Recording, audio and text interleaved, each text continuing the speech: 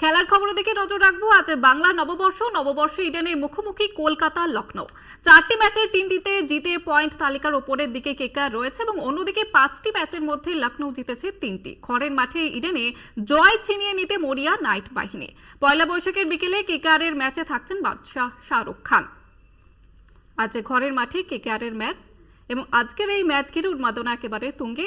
এ বিষয়ে আরো বিস্তারিত জানবো, সরাসরি রয়েছে প্রতিনিধি জয়জ্যোতি ঘোষ। জয়জ্যোতি, আজকের এই ম্যাচ কেমন হতে চলেছে এবং কেকেআর এর আজকের এই ম্যাচ হচ্ছে ঘরের মাঠে, তো স্ট্র্যাটেজি বা কি থাকছে?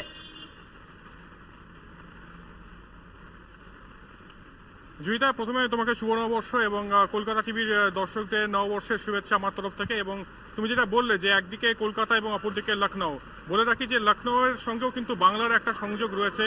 সঞ্জীব গোয়েঙ্কার টিম এবং আজকে সবুজ মেরুন জার্সি পরে কিন্তু নামছে এই লখনৌ সুপার জায়ান্টস। এবং স্ট্র্যাটেজির কথা যদি বলো তাহলে একটা কথা বলি, গৌতম গম্ভীর তিনি কিন্তু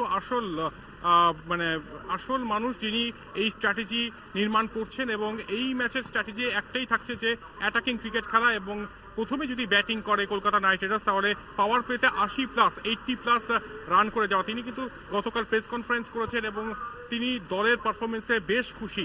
বেশ কিছু জায়গায় অবশ্যই উন্নতির প্রয়োজন সেটা তিনি জানিয়েছেন, তবে একই সঙ্গে মিচেল স্টার্ক এই প্লেয়ারটিকে নিয়ে, এই ক্রিকেটারটিকে নিয়ে কিন্তু অনেক আলোচনা হচ্ছে। যেহেতু 24,75,00,000 টাকায় কলকাতা নাইট রাইডার্স কিনেছে মিচেল স্টার্কে, সেরকম পারফরমেন্স নেই। তবে তিনি কিন্তু গতকাল ব্যাট ধরেছেন মিচেল স্টার্কের জন্য এবং বলেছেন যে সবার খারাপ ভালো আসতে পারে, তবে মিচেল স্টার্কের যা দক্ষতা সেটা নিয়ে আমরা ওয়াকিবহল এবং তিনি কামব্যাক করবেন এইটুকু আশা করাই যায়।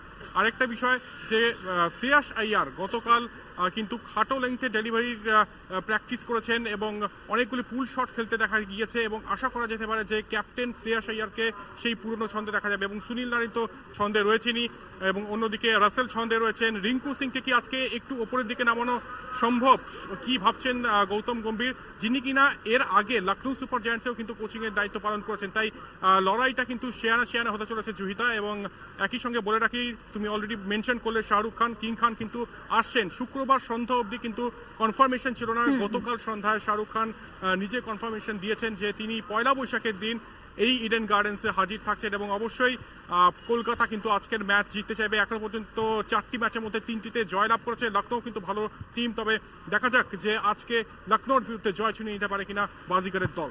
জুহিতা, একেবারেই ধন্যবাদ জানাবো জয়জ্যোতি। আপনাদের জানিয়ে রাখবো আজকে ঘরের মাঠে কেকেআর এর ম্যাচ এবং আজকের এই ম্যাচ ঘিরে কিন্তু উন্মাদনা তুঙ্গে।